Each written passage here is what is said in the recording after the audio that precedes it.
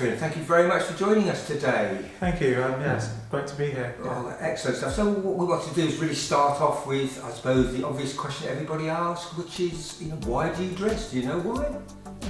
Really true. I don't think I really know the answer.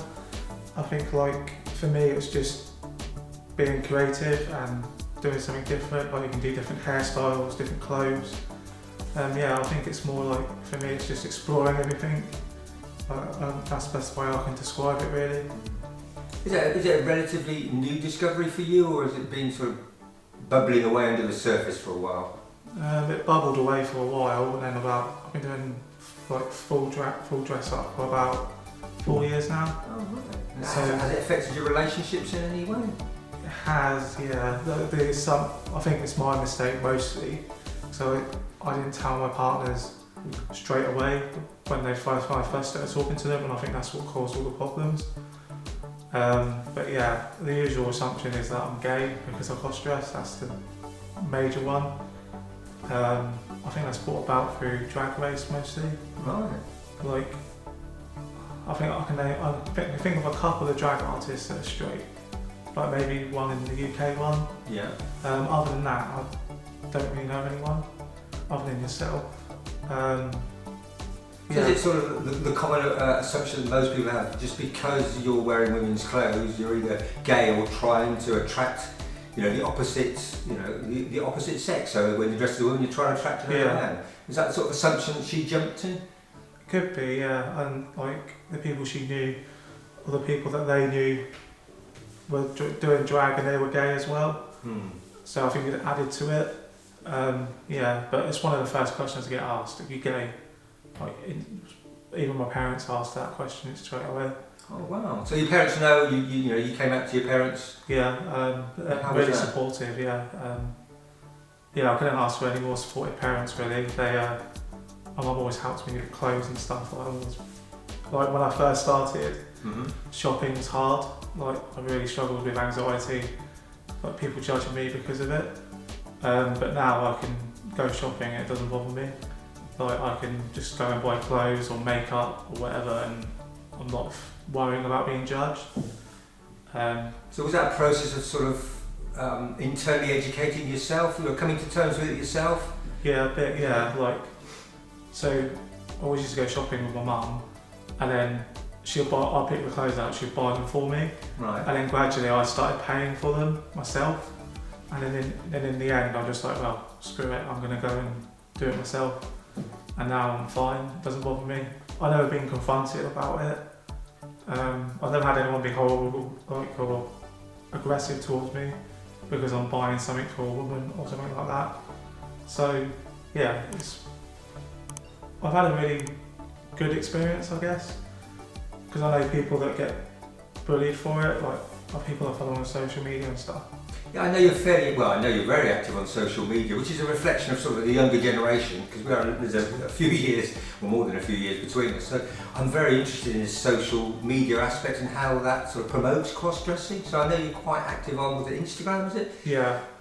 For me, it was like a gateway but before I started, I didn't really know anyone that done the same thing as me.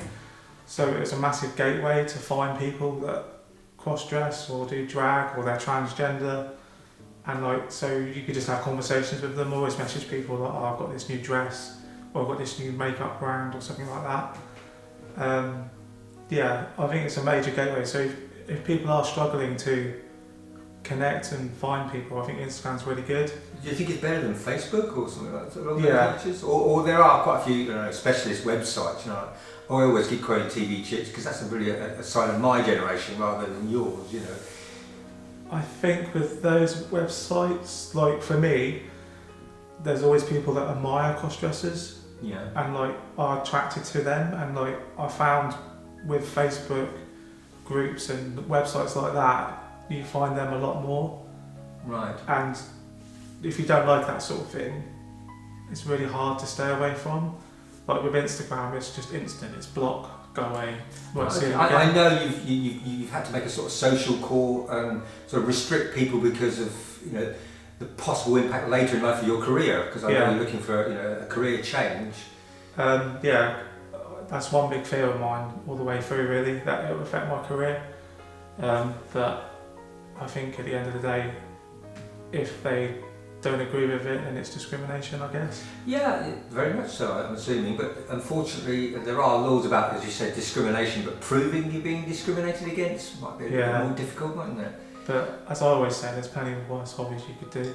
Well, no, I like the way you say it's a hobby. I personally view it as a hobby as well, and you know, it's quite interesting. Going back to the original thing you were saying about your girlfriend and Rue Pauls Drag Race, I've always found it quite interesting that people admire, you know, sort of some of the drag queens and that, and they get very enthusiastic about it, but they feel a little bit more defensive when it's actually somebody that they know. So it must have sort of impacted quite hard on your relationship. It was hard. I think it put a big barrier up, but I think I've learned from that lesson. Like the partner I'm with now, or dating now, I've told her straight off. She knows about it, she's seen photos, and she follows my Instagram. Right. So I think I had a lot better experience when I've just turned around and said, look, I cross dress, this is what I do. Here, do you want to see some photos? If you have any questions, just ask. Like, I think in the past couple of years I've become a lot more open about it. Well, I think if you want a relationship to succeed, then you've got to be honest from the start, haven't you? And I can understand why you were quite guarded originally, because there is a lot of taboo and a lot of things about dressing in general, isn't it? But if you can feel comfortable and confident about it, it's a good way to start a relationship, I think. Yeah, because I think before it was more the fact that if I told this person that I cross dress, then they're just going to go nope and disappear. But then I formed an emotional attachment with that person, which made it difficult to separate, I guess, because ultimately I think that's what ended the relationship, I think. But I've always said I'm not going to change who I am, because when I was younger, I always felt guilty about doing that. I think we all do. I mean, I was brought up as a staunch Catholic, and you know, I'm sinning before I'm even thinking. So there is this negativity still in society. That, you know, as we say, if you can convert somebody to a more positive viewpoint, then it's a step forward, isn't it? Yeah, and I think more and more my family are finding out, and that's why I got to this point now, because I was scared of them finding out, I guess, and then they're sort of like, oh, okay, no worries. Yeah, I think to me it's always a great indicator that we as human beings are not that great a judge of characters, of people. Some people we think will react negatively, don't, and vice versa. People you think might sort of react encouragingly, don't. So it's quite a difficult one, isn't it? Yeah, like I've had family members that are like, oh, well, I'll borrow your wigs and stuff, and I'm like, no, they're expensive. This is mine. No, you're not borrowing them. They're expensive. But yeah. My sister's very helpful. Like at the start, she would just order stuff on Amazon, online and stuff like that, because it was just easier. Yeah. I think that's a good tip for someone that's starting. If just order online, like it's easy to do. Yeah, I think. Did you have any problems with sizing and things like that, or did you manage to get advice and that from your mother or your sister about your own size and things like that? I had advice, yeah, but like I've gained a lot of weight in the past couple of years, so. I've gone from the 16 from when I started to the 24 now. So yeah, I had to like chop and change and everything. But yeah, I've always had help. I think my family's amazing. I don't think I'll show anything up from what they do. Hey, buying online's a good start. I always buy Boohoo. Yeah. Because you don't like it, you can just put it in a box and send it back free post and it goes and you get a refund. Yeah. Like that's really simple. Like, you don't have to walk into a shop and go, oh, can I exchange this please? And it's like a dress and then you get weird looks. If you don't like that sort of thing, it stops all that. It stops that possible anxiety of actually say. Some people do enjoy, I mean I personally don't enjoy shopping. I mean I've been around long enough to know what my sizes are and where to go. It doesn't particularly bother me. I mean, for me, the way I look at it is if I hold up a pound note, or not a pound, tells you how old I am. But if you hold up a tenner, it's a tenner. That's all the people behind the counters are interested in. They're not really interested in finding out about you. But this whole thing is a progress, isn't it? It's a progression in your confidence more than anything else. I think the major one for me is shoe size, because sometimes a 42 fit because it's wider at the toe or whatever, and then suddenly a 42 doesn't fit and I need a 43. So it like chops and changes, because some shops they'll fit. Some shops they won't. Matalan's a good one for me. Primark's another good one for me. Again. Well, all of those are convenience shops with lots of people going through, aren't they? They've Yeah. got lots of products and they're very well priced. So, if you get back to the analogy of it being a hobby, you don't want to spend way too much money on your hobby. More so if you're sort of less out and about it. If you've got leading a secondary life, isn't it? It is a bit, yeah. I think, but I've always found that once I have the understanding that someone's okay with it, I open up a lot more. Yeah. Because then I feel like I'm not pushing it onto them. Like that's my biggest fear. I don't like pushing it in someone's face and saying like this is what I do. Look at me. It's a balance. I mean, it's quite interesting. A few times I picked up on the word fears, and I think that's quite a good thing because a lot of people originally, when they start cross-dressing, or it's a fear of being found out more than anything else, and a social stigma about it. Has your sort of anxiety, if I can use that expression, sort of dropped now? Around people in general? In front of my family, yeah. Yeah. Because my sister follows me on Instagram and my mum sees all the pictures and she helps me a lot. My dad knows about it, but I don't shove it in his face. Yeah. But yeah, I think it has gone down a lot more. Like, if you said to me I was going to be in front of this camera 4 years ago, I would have laughed at you. Yeah. Because I would have it would have triggered loads of things like, what if so and so find out? What if this person finds out? And I've got to the point now where I literally don't care if they find out. I think that's also an indication of age. As you progress more, you don't worry so much about other people's, and you start looking after your own, your own needs and wants more than anything else. So, if there was one or two pieces of advice you would give to people, what would they be? I think one thing for me is if someone doesn't like it, then maybe they don't need to be in your life. That's something I've learned. Because then it just makes you feel bad for what you're doing. And really and truly, it's not bad. It's not illegal. You're not doing drugs or anything. I think I'm in the age where people talk more freely about doing drugs than they would do cross-dressing, which is really sad because one's illegal and you're not allowed to do it, and the other one is perfectly fine and it's acceptable in society. I think the second one for me is just be yourself. Don't hide it. If people are going to accept you, they're going to accept you. If they don't, they don't. I think what happens. That's what I've learned. You can spend all this time worrying about people judging you and stuff, and then really and truly they're not. They must really make a glance at you, and then that's about it. So yeah, I think that's my two advice for them. I think it's the work that Drag Race has done. They've used their brand as a promotion for gay rights, because I think that's why, and it's massive over there. Well, it's not an overnight sort of sensation. I mean, I remember going probably back to the late 70s, I think it was, maybe the early 80s, seeing a picture of Rue Pauls in the colour supplement to one of the Sundays, and thinking, wow. So, Rue Pauls been going around a long time, and she's a brand. Yeah. I mean, it's brand Rue Pauls, and the whole Drag Race is a brand, and it's, it is highlighting the aspect of drag anyway. Yeah. And now they're doing all over the world. Drag races all over the world, so it's quite a good brand. But I'm not too sure how it helps us, and I've called us under the umbrella of being a crossdresser, make it a little bit more sort of acceptable. I think the younger generation, my two kids are brilliant. I mean, my daughter's 20 and my son's 18, and they don't have any issue with it. Yeah. So I think as generations go on, it's better.